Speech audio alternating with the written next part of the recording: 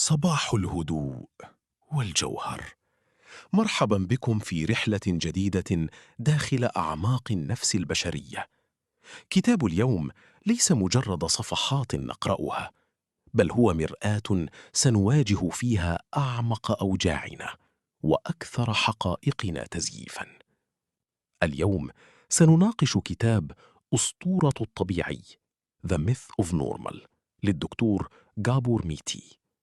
هل سألت نفسك يوما لماذا نعيش في عصر يملك فيه الطب إجابات لكل شيء، ومع ذلك تزداد فيه أعداد المصابين بالقلق والاكتئاب وأمراض المناعة والسرطان بشكل لم يسبق له مثيل؟ الحقيقة التي سيكشفها لنا ميتيه اليوم هي حقيقة صادمة. نحن لسنا مرضى بالمعنى التقليدي، نحن متكيفون مع مجتمع مريض. نحن نعيش في بيئة تسمم أعصابنا وتدمر فطرتنا، ثم تقنعنا أن هذا التعب وهذا التشتت وهذه الآلام هي مجرد أمر طبيعي. في فيديو اليوم سنحطم هذه الأسطورة. سنكتشف كيف أن حمى الإنجاز واللطف المصطنع والعزلة الرقمية هي الجذور الخفية لكل ما نعانيه. إذا كنت تشعر أن جسدك يرسل لك إشارات لا تفهمها، أو أن روحك تضيق رغم كل ما تملكه، فاستعد. اليوم سنبدأ معا رحلة العودة إلى الفطرة والتحرر من أسطورة الطبيعي. جهزوا قهوتكم وأرهفوا السمع لنغوص في الجوهر. الفصل الأول: المقايضة اللعينة، فخ الأصالة مقابل التعلق. دعنا نبدأ من حيث بدأت القصة، من الطفولة. يخبرنا الدكتور غابور ميتي أن لكل إنسان حاجتين بيولوجيتين لا يمكن العيش بدونهما، تماماً كالحاجة للأكسجين والماء. الحاجة الأولى هي التعلق attachment، أي الحاجة لأن نكون محبوبين، محاطين، ومنتمين لمن يحموننا. والحاجة الثانية هي الأصالة authenticity، وهي القدرة على أن نكون نحن، أن نشعر بمشاعرنا ونعبر عن غضبنا وفرحنا وحقيقتنا دون خوف. وهنا تقع الكارثة التي تشكل بذور كل أمراضنا المستقبلية. تخيل طفلاً صغيراً في لحظة غضب طبيعية صرخ في وجه والديه. إذا كان الوالدان لا يتقبلان هذا الغضب وصاحوا في وجهه: اذهب لغرفتك ولا تخرج حتى تصبح مؤدباً، ما الذي يحدث في دماغ هذا الطفل؟ دماغه البدائي يترجم هذا الموقف كتهديد للبقاء. بالنسبة للطفل، فقدان التعلق بالوالدين يعني الموت.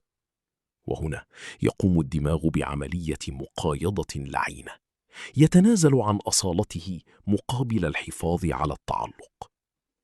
يقول الطفل لنفسه دون وعي: لكي أبقى محبوبا ومحفوظا يجب ألا أكون أنا، يجب أن أدفن غضبي، يجب أن أخفي حزني، يجب أن أكون دائما ذلك الطفل اللطيف الذي يبتسم. هذا اللطف المصطنع ليس صفة نبيلة يا صديقي، هو آلية دفاع، هو قناع لبسته لكي تنجو. لكن الثمن هو انفصال كامل عن راداراتك الداخلية. ينمو هذا الطفل ليصبح الشخص الذي لا يعرف كيف يقول لا، الشخص الذي يشعر بالمسؤولية عن مشاعر كل من حوله إلا نفسه.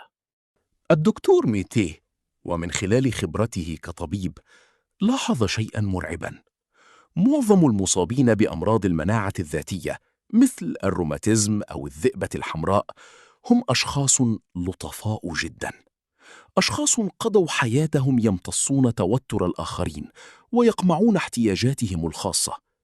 جهازهم المناعي لم يعد يعرف من هو الصديق ومن هو العدو، تماما كما فقدوا هم القدرة على التمييز بين رغباتهم الحقيقية وبين ما يفرضه المجتمع عليهم. هذا الانفصال عن الذات ليس مجرد فكرة فلسفية، هو تغيير في كيمياء الدماغ. عندما تكتم غضبك، أنت لا تلغيه، أنت تخزنه كطاقة ضاغطة ترفع مستويات الالتهاب في خلاياك. أنت تعيش في حالة استنفار عصبي دائم، تخاف أن يسقط القناع وتكتشف أن الناس لن يحبوك إذا عرفوا حقيقتك. نحن نعيش في مجتمع يقدس الطفل المطيع والموظف الذي لا يشتكي، لكن ميتيه يصرخ في وجوهنا. هذا ليس طبيعياً، هذا تشويه بيولوجي. نحن نربي أجيالاً من الكائنات المنفصلة عن أجسادها، كائنات بارعة في إرضاء الآخرين وفاشلة تماماً في فهم صرخات أجسادها الداخلية. لقد علمونا أن التكيف هو علامة القوة، لكن في الحقيقة التكيف مع بيئة غير صحية هو قمة المرض.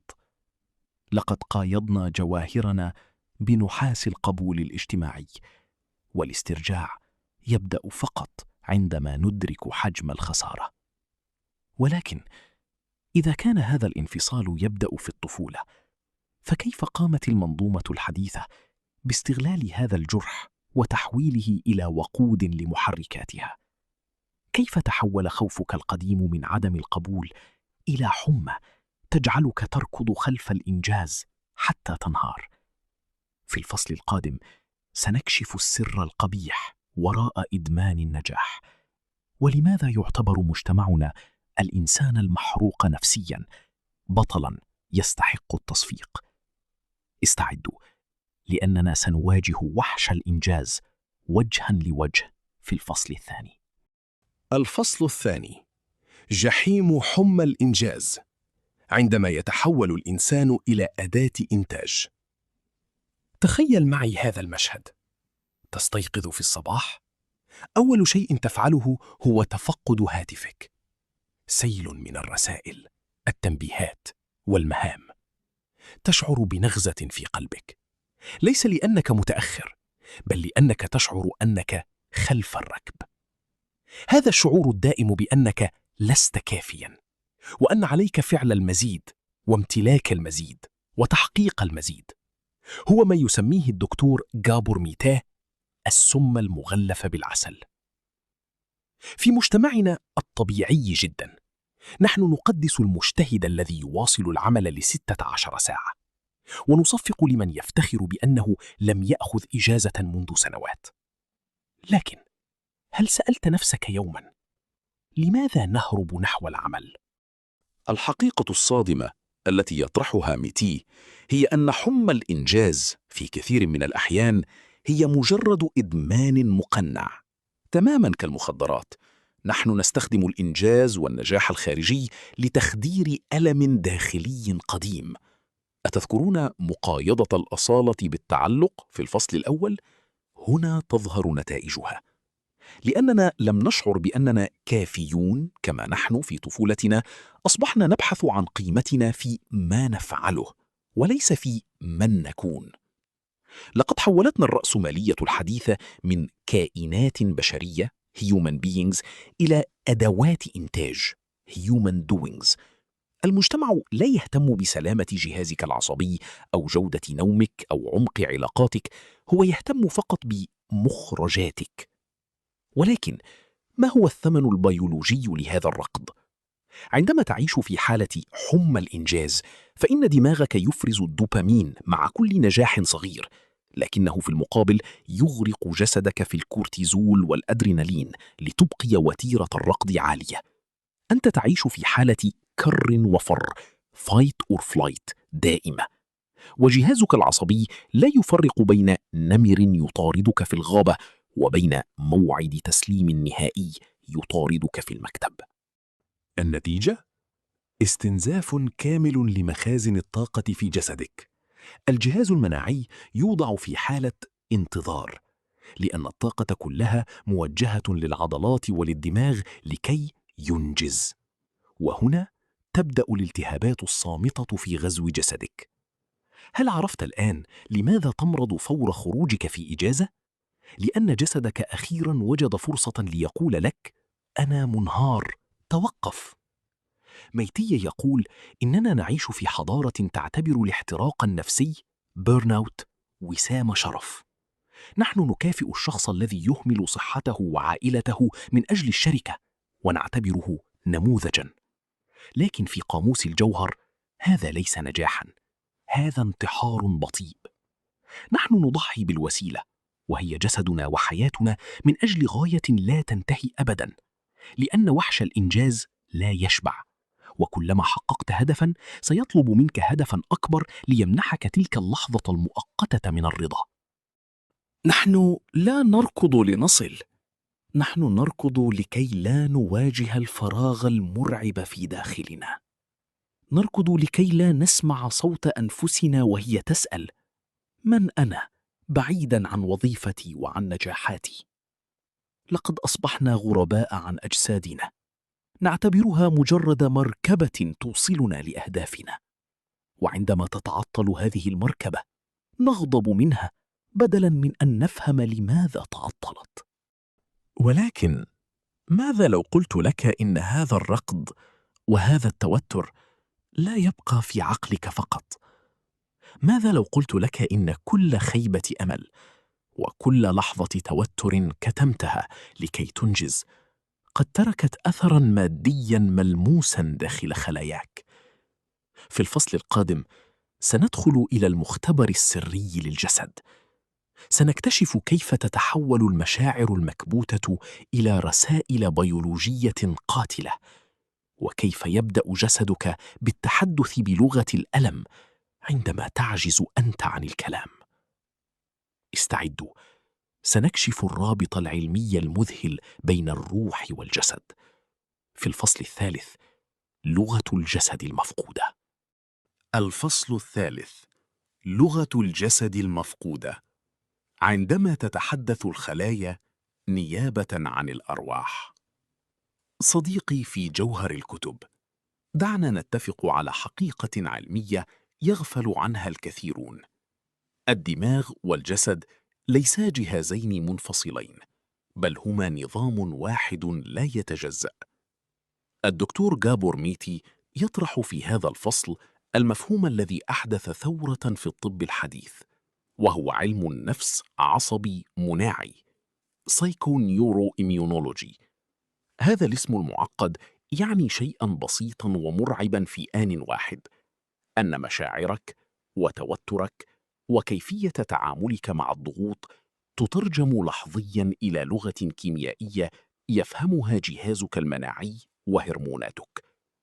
هل تذكر عندما تحدثنا عن كتمان الغضب وإرضاء الآخرين؟ ميتي يثبت بالدراسات أنك عندما تقمع انفعالاً قوياً فإنك ترسل إشارة خطر مستمرة لجهازك العصبي. هذا الجهاز لا يفهم أنك تحاول أن تكون لطيفاً في العمل، هو يفهم فقط أن هناك تهديداً لم يتم التعامل معه. ماذا يحدث داخل المختبر السري لجسدك؟ عندما يستمر التوتر النفسي بسبب حمى الإنجاز أو فقدان الأصالة، يظل إنتاج الكورتيزول مرتفعاً. الكورتيزول في مستوياته الطبيعية هو صديق، لكنه في حالته المزمنة يتحول إلى سم. هو يقوم بتثبيط جهازك المناعي. تخيل أنك ترسل جنودك، خلاياك المناعية، في إجازة قسرية بينما الجسد في حالة حرب. وهنا يبدأ الجسد في التحدث بلغة الألم. ميتي يروي قصصاً تقشعر لها الأبدان من عيادته. سيدة مصابة بتصلب الجلد سكليروديرما، وهو مرض يحول الجلد والأعضاء لنسيج صلب. يكتشف ميتي أنها عاشت حياتها تتصلب أمام الأوجاع لكي تحمي عائلتها. مرضى التصلب اللويحي MS، والذين وجد أن معظمهم يملكون نمط شخصية يعجز عن قول لا ويضحي بذاته تماماً. يقول ميتي جملة هي جوهر هذا الفيديو: المرض هو طريقة الجسد في قول لا التي لم يستطع لسانك قولها. إذا كنت ترفض أخذ قسط من الراحة، سيعطيك جسدك إنفلونزا تجبرك على الفراش. وإذا كنت ترفض وضع حدود مع الأشخاص السامين، سيعطيك جسدك التهاباً يخبرك أن حدودك البيولوجية تم اختراقها. نحن نعيش في ثقافة تعالج العرض وتتجاهل الإنسان. يعطونك مسكنا للألم ومضادا للالتهاب، لكن لا أحد يسألك: ما هو الحزن الذي تخزنه في صدرك؟ أو ما هو الغضب الذي يأكل أعصابك؟ جسدك لا يهاجمك عبثاً، هو يحاول لفت انتباهك إلى أن طريقتك في العيش غير طبيعية ومؤذية لفطرتك. الألم هو رسالة، والذكاء ليس في إسكات الرسول بل في فهم الرسالة. ولكن إذا كان الجسد يصرخ من الداخل، فماذا عن العالم من حولنا؟ نحن لا نعيش في فراغ، بل نعيش في مجتمع غريب الأطوار. هل كنت تعلم أننا أكثر الأجيال اتصالاً بالإنترنت وأكثرها شعوراً بالوحدة في التاريخ؟ وكيف تساهم هذه الوحدة في تدمير مناعتنا، تماماً مثل التدخين والسمنة؟ في الفصل القادم سنخرج من مختبر الجسد لنواجه عزلة الجزر الرقمية. سنعرف لماذا أصبح المنزل الطبيعي اليوم هو أكبر سجن لأرواحنا. في الفصل الرابع. الفصل الرابع: عزلة الجزر الرقمية. عندما تاهت القبيلة في الزحام. صديقي، دعنا نتحدث بصدق عن هذا العالم المترابط الذي نعيش فيه. نحن نملك آلاف الأصدقاء على الفيسبوك ومئات المتابعين، ونستطيع الوصول لأي شخص في العالم بضغطة زر. ولكن لماذا نشعر بأننا وحيدون أكثر من أي وقت مضى؟ الدكتور جابور ماتي يطرح حقيقة بيولوجية قاسية. نحن كائنات قبلية بالوراثة. على مدى ملايين السنين كان تطور الإنسان يعتمد على القبيلة. الانتماء لمجموعة لم يكن خياراً اجتماعياً، بل كان ضرورة للبقاء. جهازنا العصبي مبرمج لكي يشعر بالأمان فقط عندما يكون محاطاً بوجوه مألوفة، بلمسات جسدية، وبنبرات صوت حية. اليوم نحن نعيش فيما يسميه ميتي الجزر الرقمية. نعيش في شقق متراصة، لكننا لا نعرف أسماء جيراننا. نجلس في المقاهي معاً، لكن عيوننا معلقة في عالم افتراضي بعيد. هذا الانفصال الاجتماعي ليس مجرد شعور محزن، بل هو حالة طوارئ بيولوجية. هل تعلم ماذا تفعل الوحدة بجسدك؟ الدراسات التي يستشهد بها ميتي تؤكد أن الشعور بالوحدة المزمنة يرفع مستويات الالتهاب في الجسم بنفس القدر الذي يفعله تدخين 15 سيجارة يومياً. لماذا؟ لأن دماغك البدائي عندما يشعر أنه وحيد يفسر ذلك بأنك مكشوف للخطر، فيقوم برفع مستويات الكورتيزول ويجعل جهازك العصبي في حالة تأهب دائمة hypervigilance. أنت لا تستطيع الاسترخاء حقاً لأنك وحيد في الغابة، حتى لو كنت تجلس على أريكتك المريحة.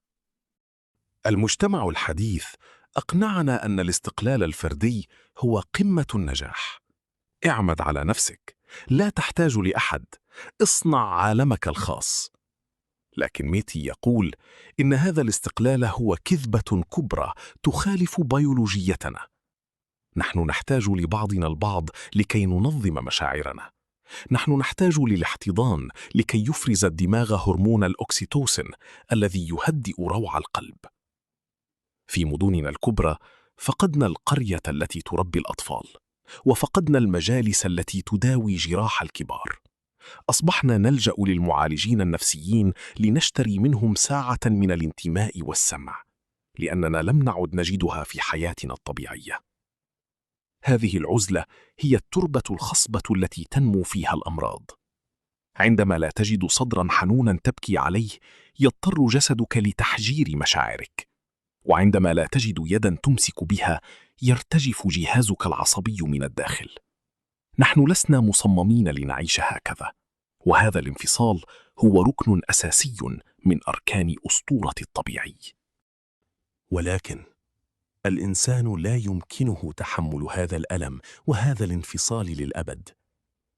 نحن بحاجة لمخرج، بحاجة لشيء ينسينا هذا الفراغ. وهنا تظهر الوحوش التي يغذيها مجتمعنا: الإدمان.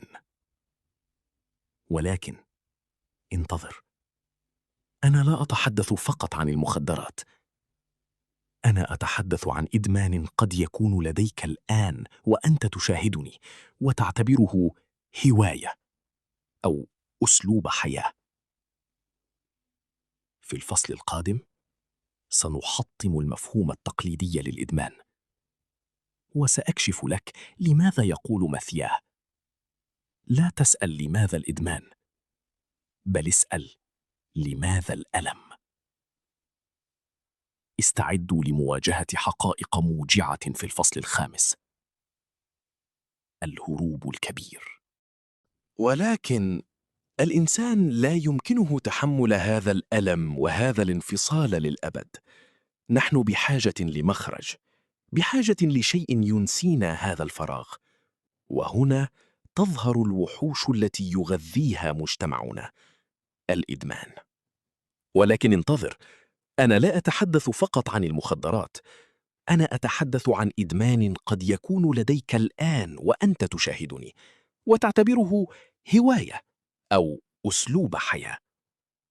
في الفصل القادم سنحطم المفهوم التقليدي للإدمان، وسأكشف لك لماذا يقول ميتيه: لا تسأل لماذا الإدمان، بل اسأل لماذا الألم.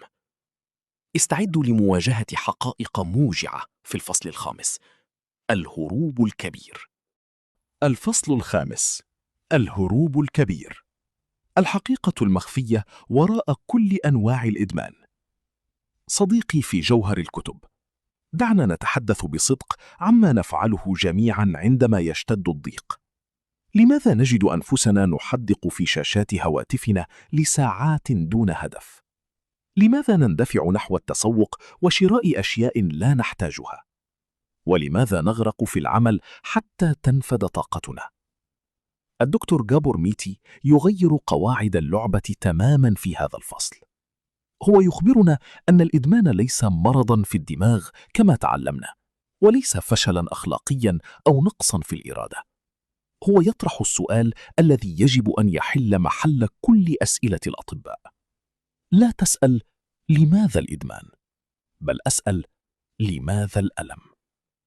الإدمان في جوهره هو محاولة فاشلة لحل مشكلة نفسية عميقة. هو ذلك المسكن الذي نلجأ إليه لنخفف من وطأة واقع لا يطاق.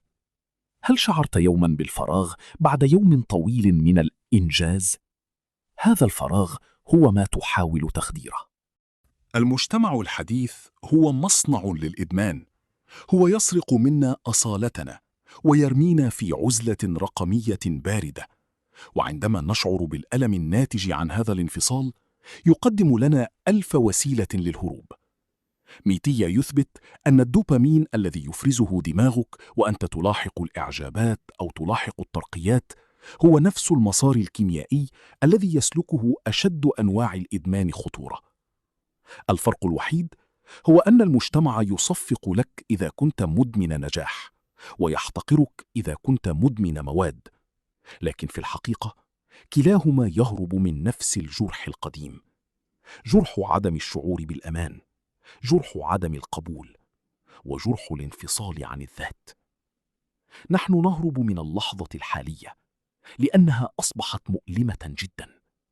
نهرب من الصمت لأن الصمت يجبرنا على مواجهة أسئلتنا الوجودية.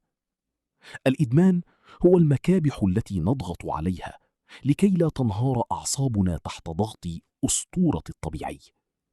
لكن المأساة هي أن هذا الهروب يبعدنا أكثر عن الحل الوحيد الممكن، وهو العودة لمواجهة الألم وفهمه. لقد حولنا الهروب إلى أسلوب حياة وسميناه استمتاعاً أو طموحاً، ولكن خلف الأقنعة اللامعة هناك أرواح تصرخ طلباً للراحة الحقيقية، لا للراحة المؤقتة. الفصل السادس: خارطة الطريق للعودة إلى الفطرة: التشافي. إذن يا صديقي، بعد كل هذا الكشف، هل نحن محكومون بهذا الضياع؟ الخبر السار الذي يحمله لنا جابور ماتي هو أن جسدك رغم كل ما مر به يملك قدرة مذهلة على التشافي الذاتي إذا توفرت له الظروف الصحيحة. التشافي هنا ليس إصلاحاً لشيء مكسور، بل هو تذكر لمن أنت عليه حقاً قبل أن تشوهك الأسطورة. إليك الركائز الأربع لخارطة طريق العودة. أولاً، استعادة لغة الجسد، الوعي. توقف عن معاملة جسدك كآلة صماء. في المرة القادمة التي تشعر فيها بصداع أو ضيق في صدرك أو تشنج في أكتافك، لا تسارع لإسكات الألم بالمسكنات فوراً. اسأل جسدك بصمت: ماذا تحاول أن تخبرني؟ ماتي يعلمنا أن الجسد هو الرادار الأكثر صدقاً. هو يخبرك متى تتجاوز حدودك ومتى تعيش حياة لا تشبهك. الوعي هو أول خطوة لكسر التنويم المغناطيسي الذي نعيشه.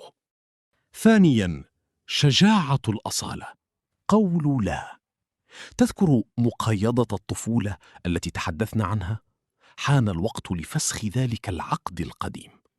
التشافي يتطلب شجاعة أن تكون أنت، حتى لو خاطر ذلك بفقدان رضا الآخرين. يقول ميتيه: إذا كان عليك الاختيار بين إرضاء الآخرين وبين صحتك، فاختر صحتك دائما. تعلم أن تقول لا لطلبات العمل المرهقة وللعلاقات المستنزفة.